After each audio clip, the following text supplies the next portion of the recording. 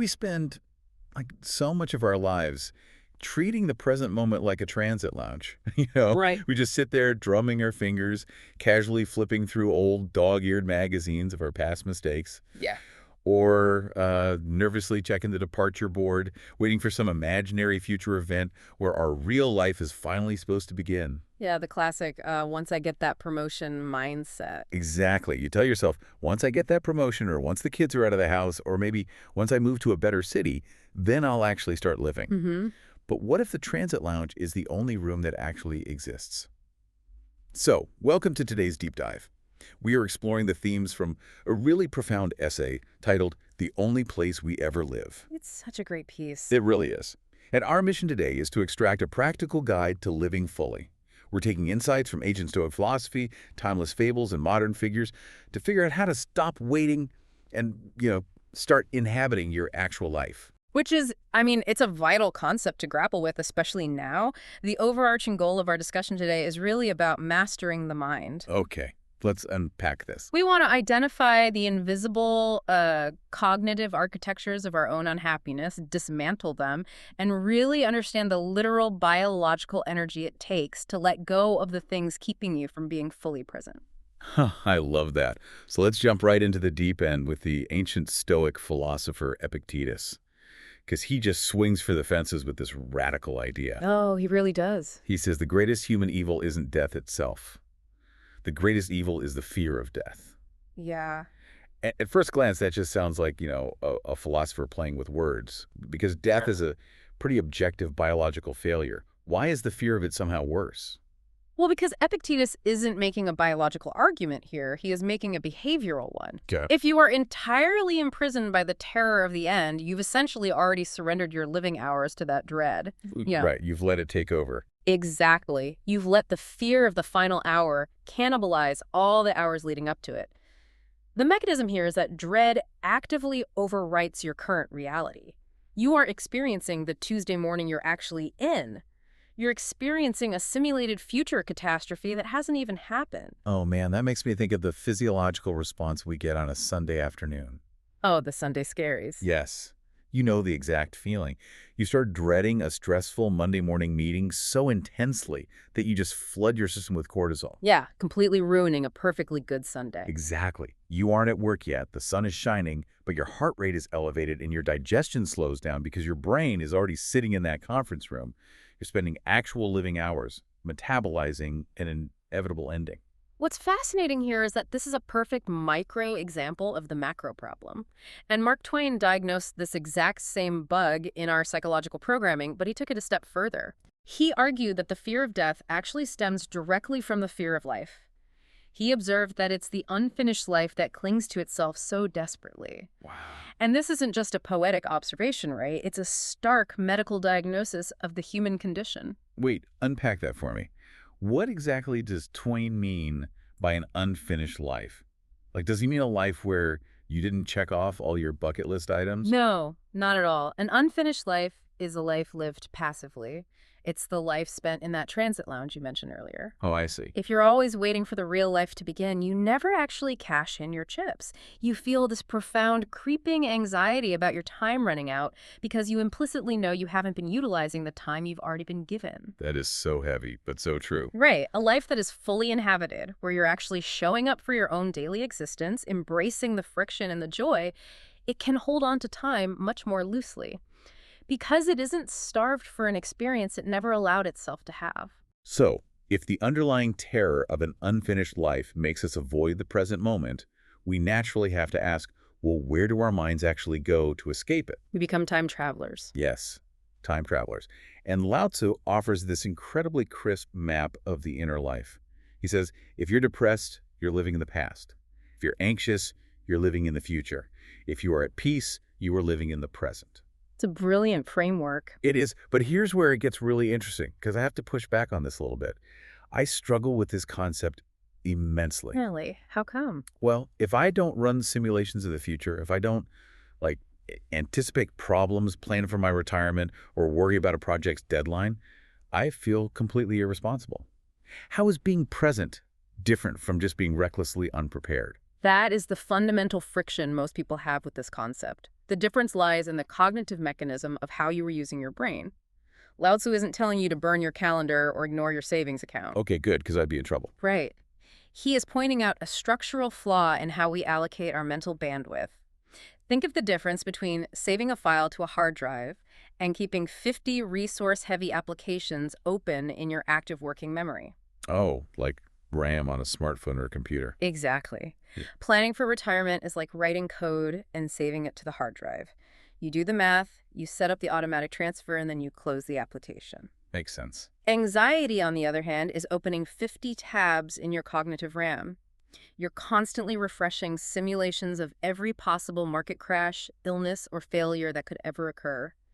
The human brain's working memory has a strictly limited capacity. And if it's full, it just crashes. Literally. If your RAM is overloaded with future catastrophes, your operating system crashes. You do not have the processing power left to even listen to what your spouse is saying to you across the dinner table. You're extracting vital energy from the only moment you have to fund time zones you can't actually touch. Wow, that reframes it completely.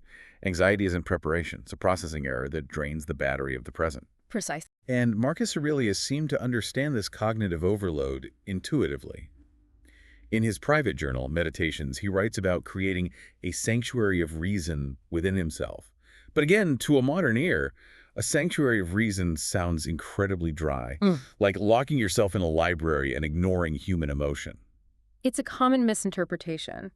Marcus Aurelius's reason wasn't about being a hyperlogical robot. It was essentially an early form of cognitive behavioral therapy. Oh, CBT. Yeah.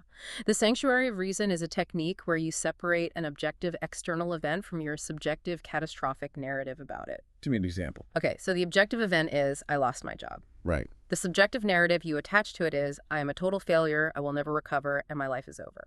Building that sanctuary means creating a literal place of return, a mental space where you catch that narrative, identify it as a time-traveling simulation of the future, and come home to yourself in the objective present. And author Ryan Holiday expands on this beautifully. He really does. He points out that having this incredible reasoning mind and leaving it idle, letting it be held hostage by nostalgia for the past or fear of the future, is just a quiet, tragic waste of your actual capacity to improve your immediate circumstances. It's a huge waste. But let's assume you manage to close those background tabs. You stop the time travel, you pull your RAM back to the present. Even then, we find new and inventive ways to sabotage our own peace. Oh, always. We get trapped by our own ego. We become obsessed with the mechanics of our own existence. There's this brilliant old riddle mentioned in the material about a centipede. I love this one. The beetle walks up to a centipede and asks, hey, which leg goes before which? And the centipede, who's been walking perfectly fine its entire life, suddenly stops to think about its own mechanics. It gets hopelessly confused, its legs tangle up, and it falls into a ditch. It's paralyzed by a sudden, massive influx of self-consciousness. Right. It is the exact same mechanism as a professional athlete getting the yips. You take a golfer who has successfully hit 10,000 putts. The motor skills are deeply ingrained, highly automated. But the moment they let their prefrontal cortex, their ego, their conscious, anxious thoughts step in to micromanage those automated movements, the system crashes. The ego literally interrupts their natural flow. Yes. They completely lose the ability to swing the club. And that neurological interruption is precisely what author Robert Greene talks about when he analyzes human creativity. Oh, yeah. Greene argues that creativity isn't some magical divine power bestowed on a chosen few.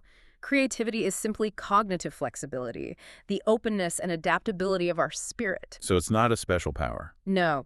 The thing that kills creativity isn't a lack of imagination, it's sheer stubbornness. It's our ego getting tied up in the rigid rightness of our initial assumptions. I love the image the sources use to describe this. A feather only becomes flying material to a mind that hasn't already strictly decided what a feather is for. That's a great metaphor. Right.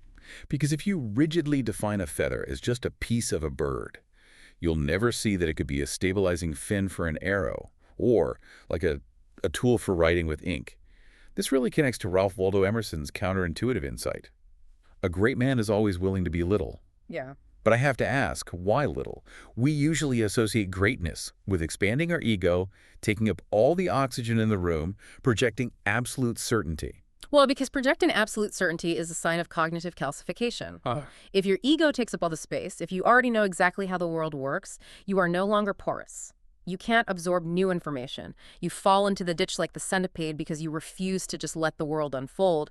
You have to control and define every step. So greatness requires being movable. Exactly. Emerson means that true greatness requires the humility to remain a student of reality.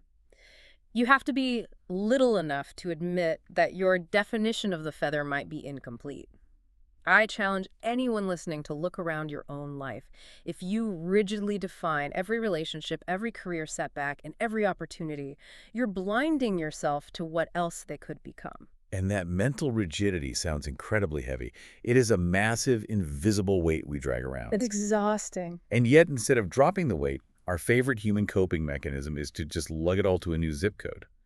We assume a change of scenery will magically fix a structural internal problem.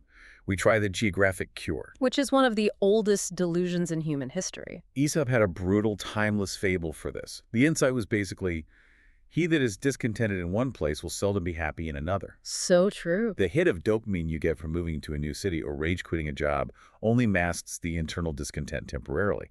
Once the novelty wears off, you realize you packed your own neuroses in the moving boxes. You can't escape yourself. Right.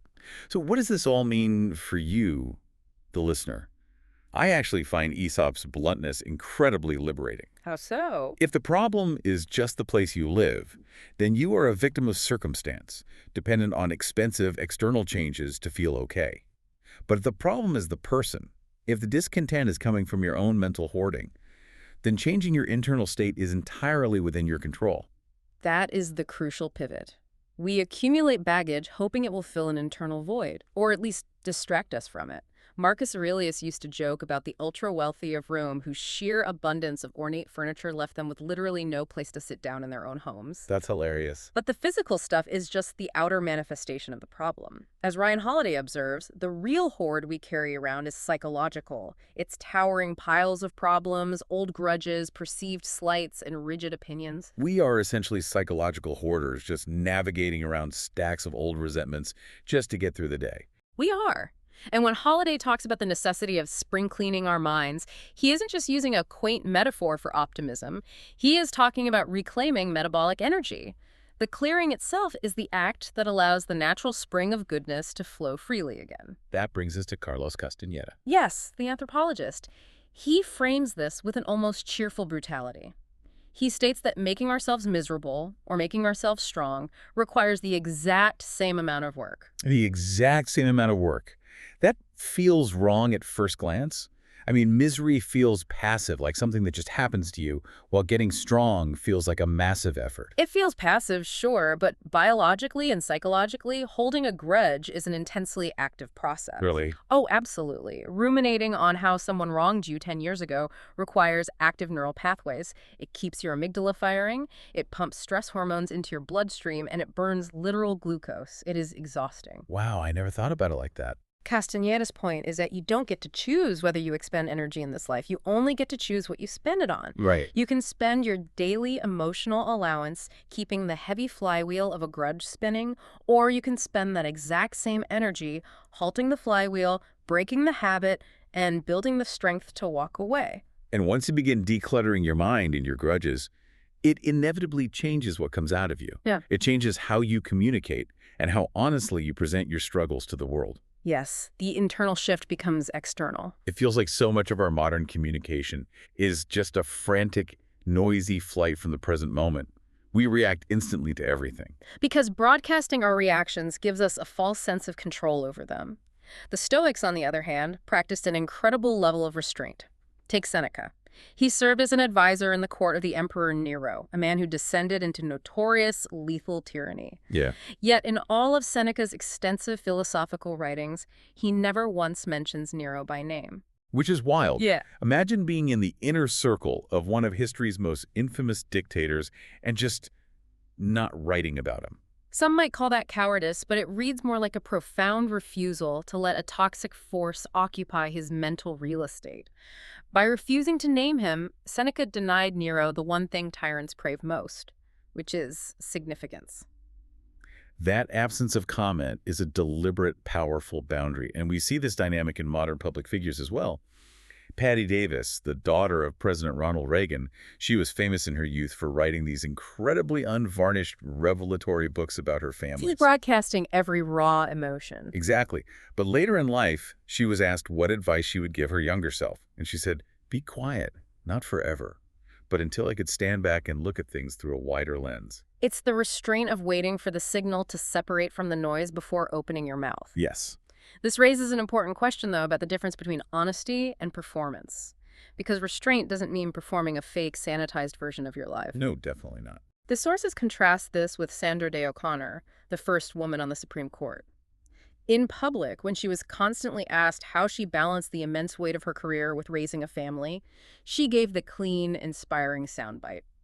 Always put your family first. Which is, what the public demands to hear, the seamless performance of the good life. Right. But privately, or in letters to other women navigating that same intense path, she dropped the performance. She admitted that balancing it all wasn't graceful. It was, in her exact words, desperate and hard. I cannot tell you how refreshing it is when highly successful people admit they are barely holding it together. It is refreshing because pretending a struggle isn't hard only adds the suffocating weight of dishonesty to the struggle itself. Masking your struggles requires massive amounts of executive function. There's a wonderful parable from Anthony DeMello that captures this tension perfectly. The one about swearing. Yes. He tells of a spiritual master who shocks his students by observing that profanity has been known to offer spiritual relief that is sometimes denied to prayer. That is brilliantly funny and entirely true. It perfectly captures the exhaustion of performing the good life. Sometimes you stub your toe on the universe, and the most honest, grounding thing you could do is just curse. Exactly. Trying to politely pray away a moment of sharp, immediate pain is just another form of denial. Swearing acknowledges the immediate reality of the pain. It bypasses the linguistic centers that force us to be proper and directly acknowledges the present reality. As Bruce Lee observed, knowledge might give you power, but it is character that gives you respect. And character isn't forged when you are successfully performing for the crowd. No. Character is built in the quiet, desperate moments of struggle that no one else ever sees.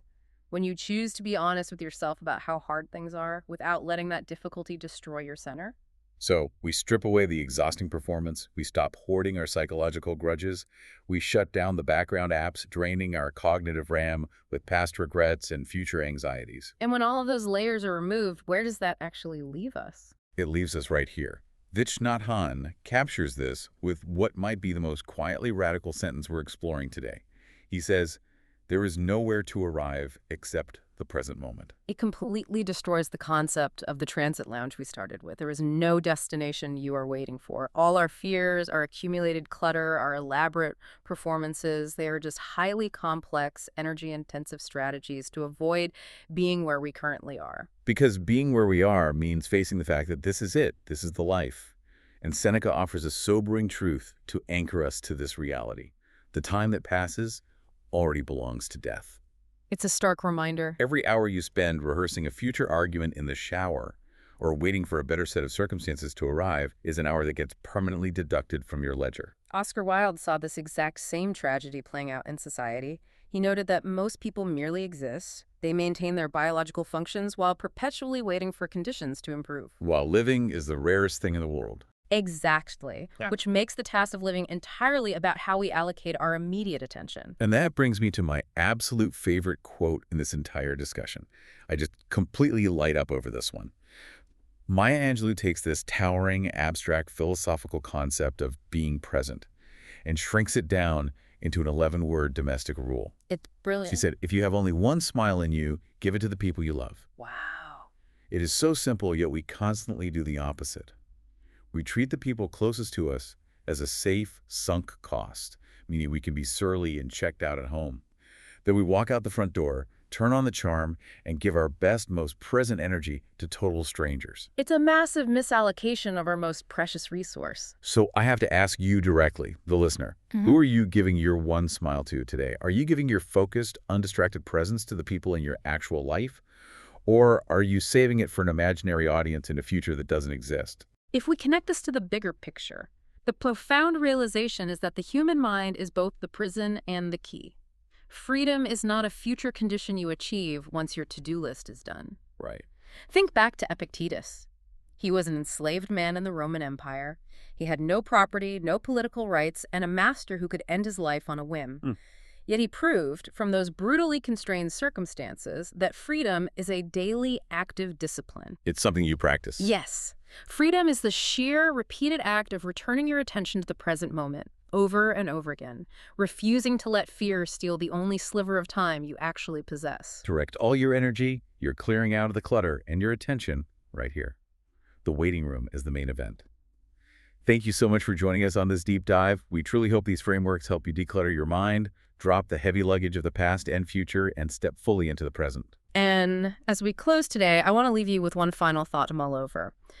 If, as Seneca says, the time that passes already belongs to death, and as Twain says, our anxieties stem from an unfinished life, what is one unfinished expectation you are secretly clinging to right now? An old dream that doesn't fit anymore, a lingering grudge, a version of yourself you thought you'd be by this age. And what would happen if, today, you simply decided that expectation was already finished, left it sitting on a chair in the transit lounge, and just walked away?